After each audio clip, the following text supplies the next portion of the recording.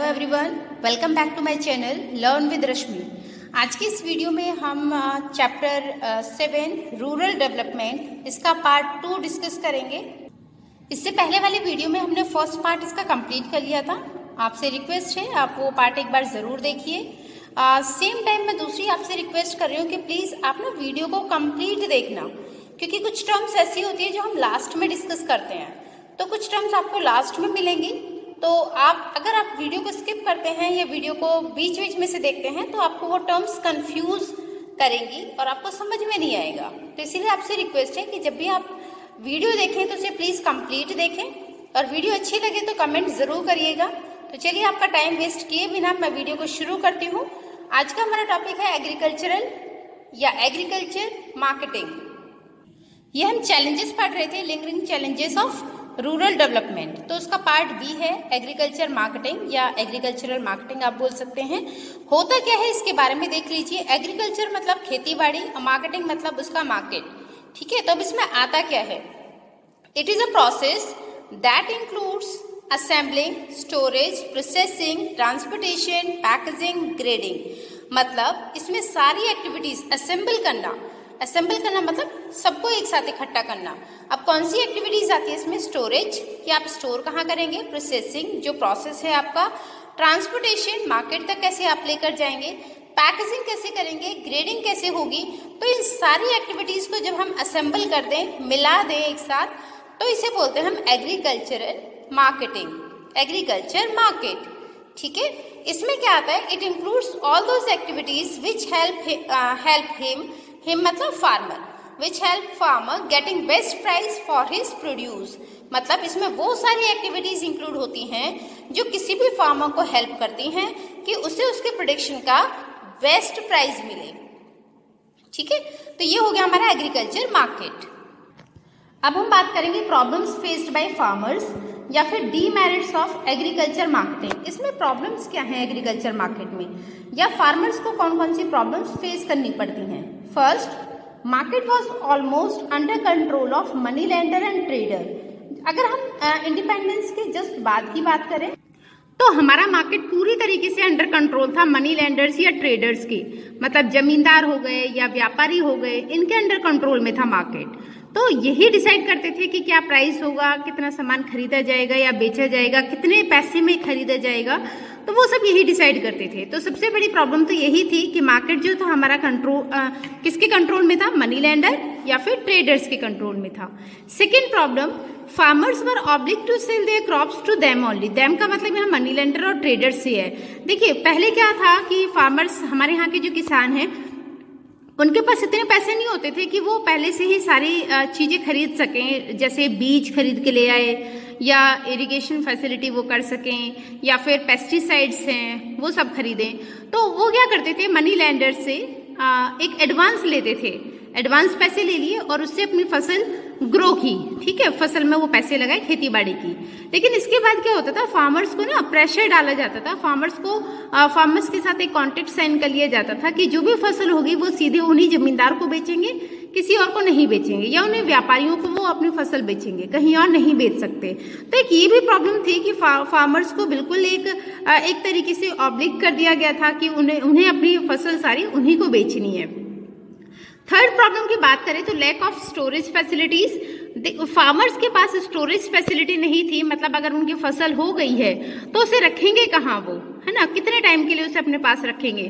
तो वो स्टोरेज एक फैसिलिटी थी कि अगर बारिश हो रही है या मौसम खराब हो रहा है, आंधी आ रही है, तूफान आ रहा है, तो उनकी फसल वो जो भी उनकी एग्रीकल्चर होता था, क्रॉप्स होती थी, वो डिस्ट्रॉय हो जाती थी, है ना, उसे वो प्रोटेक्ट नहीं कर पाते थे। तो स्टोरेज फैसिलिटी की प्रॉब्लम थी कि किसान अपनी फसल को प्रोटेक्ट नहीं कर पा रहे हैं ज़्यादा टाइम के लिए। Then lack of information. अगर हम इसकी बात करें तो ये अभी भी हमारी कंट्री में देखने को मिल जाएगा। हमारे यहाँ के अभी भी बहुत सारे किसान ऐसे हैं जिनके पास प्रॉपर नॉलेज नहीं है, मतलब उन्हें ये नहीं पता कि उन्हें अपनी फसल कहाँ बेचनी है, या फिर कैसे वो अपनी फसल का सही प्राइस ले सकते हैं, या मार्केट में क्या प्राइस चल रहा है, उन्हें इसके बारे में ज़्यादा नहीं पता, है ना। तो वो इन्फॉर्म्ड नहीं है, उन्हें ज़्यादा इन्फॉर्मेशन नहीं है मार्केट के बारे में, जिसकी वजह से जो ट्रेडर्स हैं या फिर जो मनी लेंडर्स हैं ये उनसे सस्ते रेट पर फसल खरीद लेते हैं, सस्ते रेट पर उनसे क्रॉप्स को परचेज करते हैं। The last one is effective transportation. Effective transportation नहीं है, हमारे एग्रीकल्चर मार्केट में नहीं था। इस इफेक्टिव ट्रांसपोर्टेशन की बात करें तो पहले सभी के पास ऐसे व्हीकल्स नहीं थे, ट्रैक्टर्स नहीं थे कि अपनी फसल को ट्रैक्टरों में डाला, लॉरी में डाला और मार्केट तक ले गए, है ना। तो पहले वो सब नहीं था। तो ये सारी प्रॉब्लम्स थी एग्रीकल्चर मार्केट में, जिन प्रॉब्लम्स को शॉर्ट आउट करने के लिए या दूर करने के लिए गवर्नमेंट ने कुछ स्टेप्स लिए। अब उन स्टेप्स के बारे में हम ये डिस्कस करेंगे। तो इससे पहले मैं आपको एक बार फिर से थोड़ा सा रिवीजन करा देती हूँ। एग्रीकल्चरल मार्केटिंग क्या थी? एग्रीकल्चरल मार्केटिंग मतलब एक ऐसा प्रोसेस जिसमें सारी एक्टिविटीज को प्रोडक्शन से लेकर ट्रांसपोर्टेशन तक की जितनी भी एक्टिविटीज है उन्हें इंक्लूड किया जाता है। चाहे हम स्टोरेज की बात करें, प्रोसेसिंग की बात करें, ट्रांसपोर्टेशन की, पैकेजिंग की, ग्रेडिंग की, इन सब की बात करें तो ये सब इसमें इंक्लूड किया जाता है एग्रीकल्चरल मार्केटिंग में, ठीक है। और मेन एम क्या होता है इसका कि जो फार्मर्स हैं उन्हें अपनी जो क्रॉप है उसका, ये जो प्रोडक्शन है उसका उन्हें बेस्ट प्राइस मिल जाए, ये उसका मेन मोटिव होता है। बात करें प्रॉब्लम्स की कि प्रॉब्लम्स कौन कौन सी फेस करनी पड़ती हैं फार्मर्स को, या फिर डीमेरिट्स क्या है इसके एग्रीकल्चरल मार्केटिंग के। तो फर्स्ट था हमारा कि जो हमारा मार्केट है वो इंडिपेंडेंस के बाद मोस्टली जो कंट्रोल था उस पर वो किसका था? मनी लेंडर्स के या ट्रेडर्स का, मतलब जमींदार या व्यापारियों के कंट्रोल में था पूरा मार्केट। देन सेकंड अगर पॉइंट की बात करें तो फार्मर्स को बाउंड किया जाता था कि जिससे उन्होंने एडवांस लिया है वो उसी को अपनी क्रॉप सेल करेंगे, बाकी किसी और को नहीं बेच सकते, चाहे कोई उन्हें ज्यादा पैसे ही क्यों ना दे रहा हो। लेकिन क्योंकि वो बाउंड होते थे तो उन्हें अपनी सारी क्रॉप जमींदार या व्यापारियों को ही बेचनी होती थी। Then lack of storage facility, वो अपनी फसल को स्टोर नहीं कर पाते थे क्योंकि स्टोरेज फैसिलिटी नहीं थी, तो बारिश हो रही है या आंधी हो रही है उनकी फसल खराब हो जाती थी जिसकी वजह से उन्हें बेचना होता था। देन लैक ऑफ इन्फॉर्मेशन, वो इन्फॉर्म्ड नहीं होते थे फार्मर्स, उन्हें नहीं पता होता था कि मार्केट में क्या प्राइस चल रहा है या क्या किस रेट पर, किस प्राइस पर उन्हें अपनी क्रॉप को सेल करना है आगे, वो इस बारे में ज्यादा इन्फॉर्म नहीं होते थे। देन इफेक्टिव ट्रांसपोर्टेशन नहीं था, मतलब अगर उन्हें ट्रांसपोर्ट करना है, अपनी फसल लेकर जानी है मार्केट तक, तो उनके पास वो साधन नहीं होता था कि कैसे अपनी फसल को मार्केट तक लेकर जाएं, कोई ट्रांसपोर्टेशन फैसिलिटी उनके पास नहीं होती थी, ठीक है। अब इन प्रॉब्लम्स को सॉल्व करने के लिए जो गवर्नमेंट ने इनिशिएटिव लिए वो क्या क्या है उन्हें हम देख लेते हैं। तो measures initiated by government to improve marketing system. अब इस सिस्टम को इम्प्रूव करने के लिए गवर्नमेंट ने क्या क्या किया? तो फर्स्ट है रेगुलेटेड मार्केट। रेगुलेटेड मार्केट जैसा आपके नाम से सुनने में आ रहा है, रेगुलेटेड मतलब रेगुलर मार्केट है। अब ये मार्केट क्या है, रेगुलेटेड मार्केट का मतलब क्या है? देखिए ये एक रेगुलेटेड मार्केट मतलब एक ऐसी कमेटी बनाना जिसमें आपके गवर्नमेंट होगी, फार्मर्स होंगे, ट्रेडर्स होंगे, है ना। तो यहाँ रेगुलेटेड मार्केट में एक कमेटी बनाई जाती है, मार्केट कमेटी बनाई जाती है, जिसके रिप्रेजेंटेटिव्स होते हैं गवर्नमेंट, फार्मर या ट्रेडर। अब इनका काम क्या होता है? देखिए जब भी इसके अगर मेंबर्स फार्मर्स हैं, ट्रेडर्स हैं, गवर्नमेंट है, तो ऑब्वियसली वो फार्मर्स को प्रोटेक्ट करने के बारे में भी सोचेंगे। फार्मर किसान यहाँ अपने हक के लिए भी बोलेगा, है ना। तो यहाँ मार्केट एक कमेटी बनाई जाती है जिसमें ये सब लोग होते हैं। अब इसमें फार्मर्स के साथ कोशिश की जाती है कि फार्मर्स को उसके प्रोडक्शन का पूरा फेयर प्राइस मिले, वो अपने फसल को अच्छे से सेल कर पाए। मतलब ऐसा ना हो कि उसे बाउंड किया जाए कि भाई आपको इतने ही पैसे में अपनी फसल को बेचना है, तो वो सारी चीजें ना हो, है ना। तो यहाँ रेगुलेटेड मार्केट में ये किया जाता है कि फार्मर्स को फेयर चांस दिया जाता है अपनी प्रोडक्शन को या अपनी क्रॉप को सेल करने का।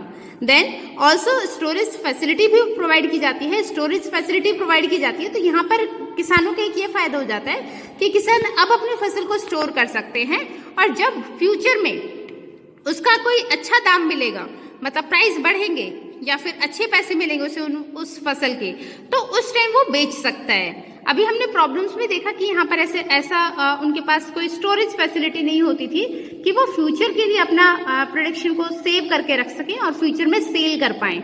लेकिन यहाँ पर रेगुलेटेड मार्केट मतलब गवर्नमेंट ने उनके लिए ये एक फैसिलिटी प्रोवाइड की, स्टोरेज फैसिलिटी, जहाँ पर किसान अपनी क्रॉप्स को प्रोटेक्ट कर सकते हैं, स्टोर कर सकते हैं फ्यूचर के लिए, कि जब भी फ्यूचर में उन्हें बेटर प्राइस मिलेगा वो उस टाइम अपनी फसल को वहां बेच दे, राइट। तो ये है हमारा first point, regulated market.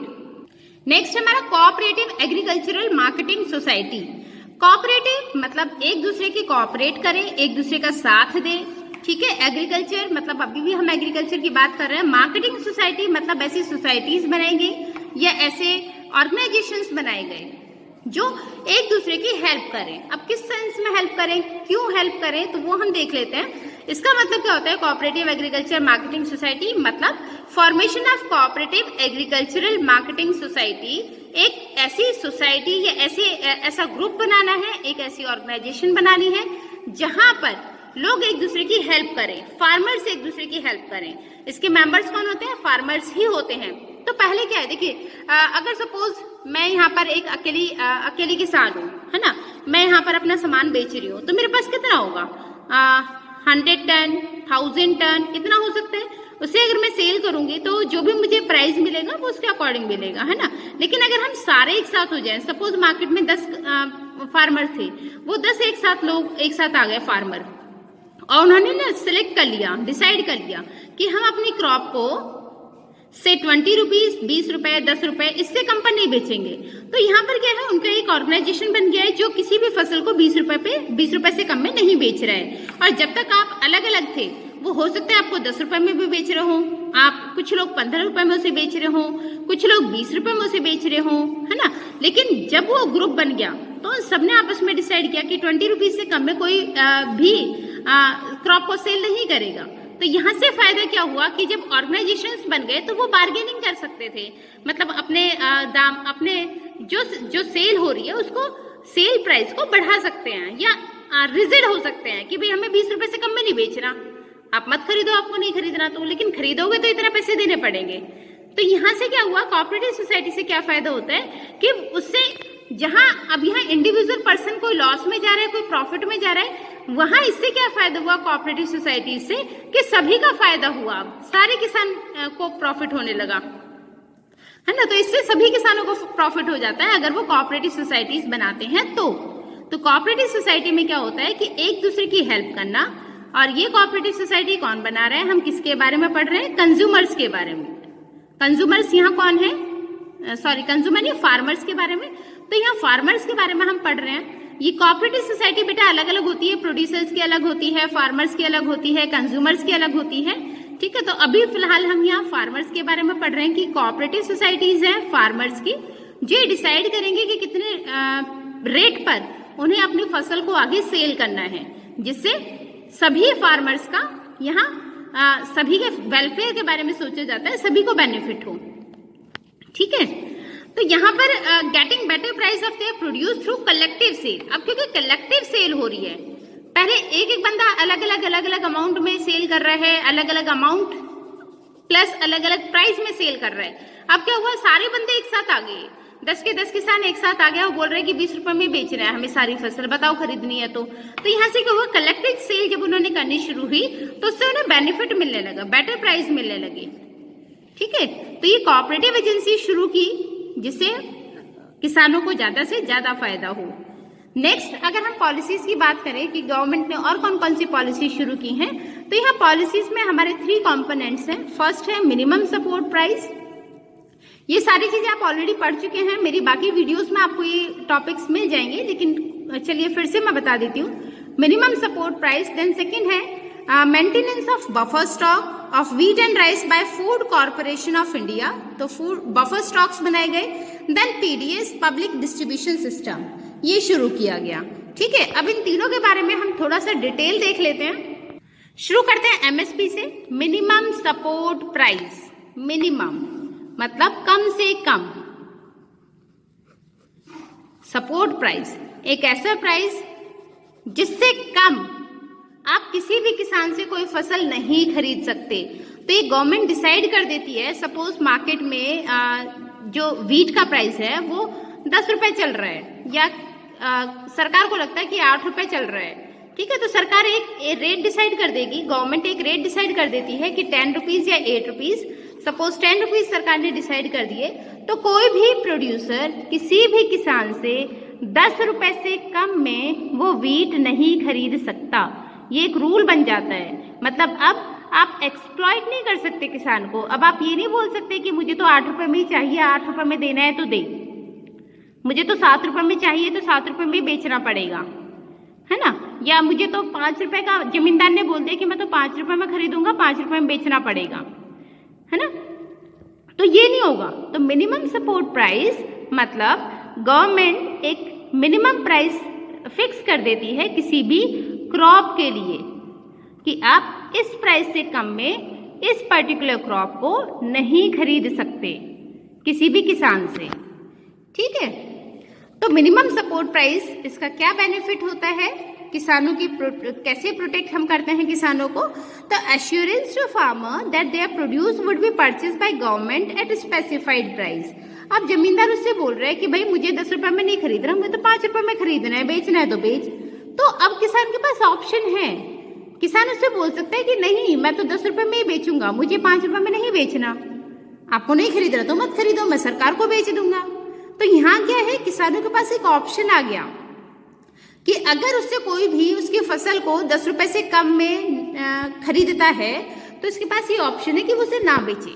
Second thing कि तो वो सीधी सीधी जमींदार से मना कर सकता है कि कोई बात नहीं, मैं अपनी फसल सरकार को बेच दूंगा, अपनी क्रॉप हम सरकार को बेच देंगे, ठीक है। तो यहाँ किसानों को एश्योरेंस दिया जाता है कि अगर उससे कोई उसकी फसल को नहीं खरीदता, मतलब उसे प्रेशर दिया जाता है कि भाई 10 रुपए से कम में खरीदेंगे, कोई नहीं खरीद रहा उससे फसल, तो किसानों के पास एक ऑप्शन होता है कि ये फसल सरकार खरीदेगी उनसे और एमएसपी पर खरीदेगी, जितना रेट सरकार ने डिसाइड किया था उस रेट पर सरकार उनसे वो फसल खरीदेगी। ये एक एश्योरेंस मिल जाता है फार्मर्स को, ठीक है। तो मतलब अब उन्हें ये डर नहीं है कि अगर किसी ने नहीं खरीदी तो उनकी फसल खराब हो जाएगी, उनके पास ये ऑप्शन है कि वो सरकार को बेच सकते हैं एमएसपी पर, ठीक।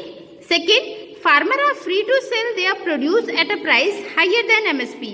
अब ये भी नहीं है कि किसानों को बाउंड कर दिया कि आपको 10 रुपए पर ही बेचना है। अगर सपोज किसी भी किसान को ऑप्शन मिलता है कि उसकी फसल 10 रुपए से ज्यादा पर सेल हो पा रही है या कोई भी ट्रेडर उससे 10 रुपए से ज्यादा में उसकी फसल खरीद रहा है, तो यहाँ किसानों के पास ये ऑप्शन होता है कि वो फ्री है उसे अपनी फसल बेचने के लिए।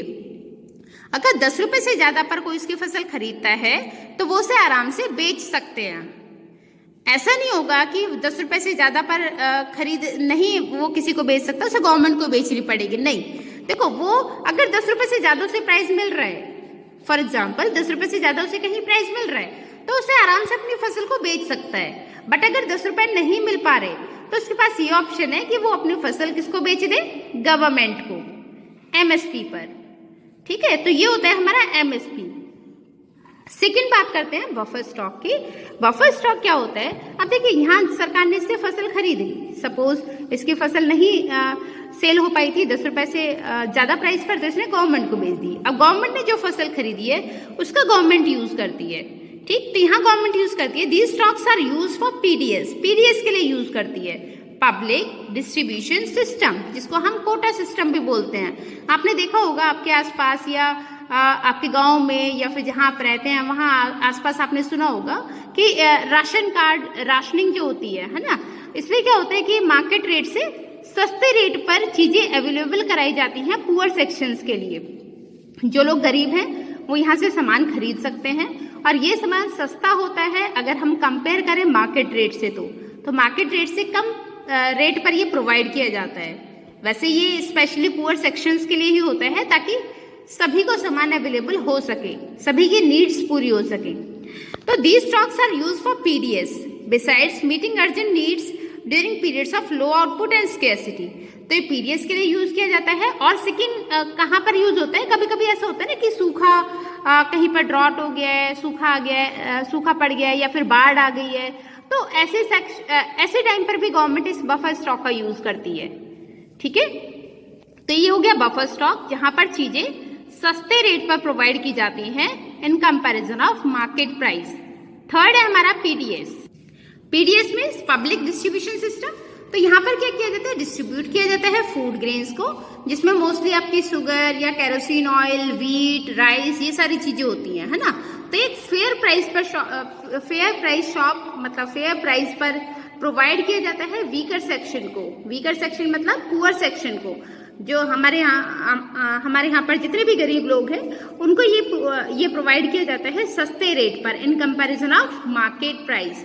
तो मार्केट प्राइस से कम रेट पर ये फूड ग्रेन्स अवेलेबल कराए जाते हैं ताकि सबकी नीड्स पूरी हो सकें। उसे हम बोलते हैं पब्लिक डिस्ट्रीब्यूशन सिस्टम, पीडीएस। तो यहाँ मैं एक बार फिर से आपका रिवीजन करा देती हूँ गवर्नमेंट ने क्या क्या इनिशिएटेड किए हैं इम्प्रूव करने के लिए मार्केट सिस्टम को। सबसे पहले रेगुलर मार्केट था, रेगुलर मार्केट एक प्रोवाइड किया। रेगुलर मार्केट में क्या था कि एक कमेटी बनाई गई, जिसमें मार्केट कमेटी बनाई गई जिसके मेंबर्स होते हैं गवर्नमेंट, फार्मर और ट्रेडर। अब ये डिसाइड करेंगे कि फार्मर्स को किस रेट पर क्रॉप्स सेल करनी है ताकि उसका लॉस ना हो, उसको एक्सप्लॉइट ना किया जाए। और फार्मर के लिए स्टोरेज फैसिलिटी प्रोवाइड की जाती है ताकि फ्यूचर में जब भी कभी क्रॉप का प्राइस बढ़ता है तो उस प्राइस पर वो उसे खरीद सके। ठीक, बाकी फिर हमने देखा कोऑपरेटिव एग्रीकल्चरल मार्केट सोसाइटीज, जहां किसान आपस में मिलकर एक कोऑपरेटिव सोसाइटी बना लेते हैं और जहां पर वो कलेक्टिव सेल करते हैं, मतलब बहुत सारा अमाउंट, बहुत सारी क्वांटिटी में एक साथ सेल करेंगे जिससे उन्हें बेटर प्राइस मिल जाता है और सबका फायदा हो जाता है ना। देन उसके बाद हमने देखा पॉलिसी, और कौन कौन सी पॉलिसीज हैं। एमएसपी, एमएसपी मतलब जिसमें एक मिनिमम एक प्राइस फिक्स कर दिया जाता है गवर्नमेंट के थ्रू कि कोई भी ट्रेडर या कोई भी मनी लेंडर उससे, किसान से उस रेट से कम में फसल नहीं खरीदेगा। ज्यादा में खरीद सकता है, ज्यादा पैसे दे सकता है, लेकिन जितना डिसाइडेड है उससे कम पैसे नहीं देगा। देन हमने देखा बफर स्टॉक, कि बफर स्टॉक गवर्नमेंट मेंटेन करती है, गवर्नमेंट उनसे फसल खरीदती है। अगर मार्केट में किसी भी किसान की फसल सेल नहीं हो पा रही है एमएसपी से ज्यादा रेट पर, तो गवर्नमेंट उसे खरीदती है एमएसपी पर। और इस प्रोडक्शन का यूज किया जाता है as a buffer stock. Buffer stock मतलब पीडीएस के लिए, पब्लिक डिस्ट्रीब्यूशन सिस्टम के लिए यूज किया जाता है, या फिर कभी जो हमारे कंट्री में स्कैसिटी आ जाती है या फिर कोई बाढ़ आ गई, ड्रॉट आ गया, उस कंडीशंस में यूज किया जाता है बफर स्टॉक का।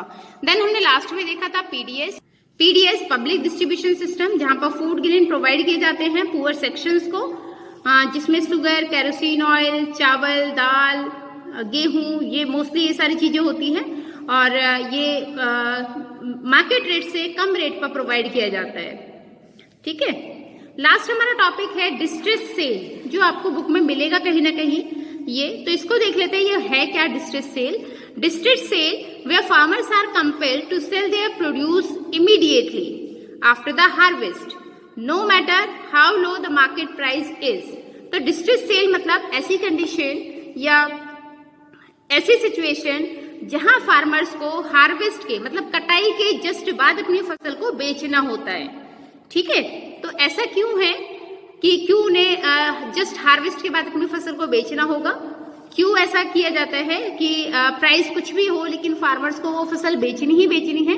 इसका रीजन क्या है? देखिए प्रॉब्लम्स कहाँ आती है। Farmers need immediate cash to pay off their डेब्ट। अब हमने पहले पढ़ा कि फार्मर्स जब भी क्रॉप ग्रो करते हैं तो उन्हें एडवांस की जरूरत होती है, क्योंकि हमारे यहाँ के किसान इतने ज्यादा वेल्दी नहीं है कि उनके पास सारा पैसा है और वो आराम से क्रॉप ग्रो कर पा रहे हैं, तो they have to take advances, है ना। वो एडवांस लेते हैं और जब एडवांस लिया है तो ऑब्वियसली उसको पे भी करना है। तो यहाँ फार्मर्स को पैसे की जरूरत होती है ताकि जल्दी उन्हें पैसा मिले और जल्दी वो अपना उधार क्लियर कर पाए।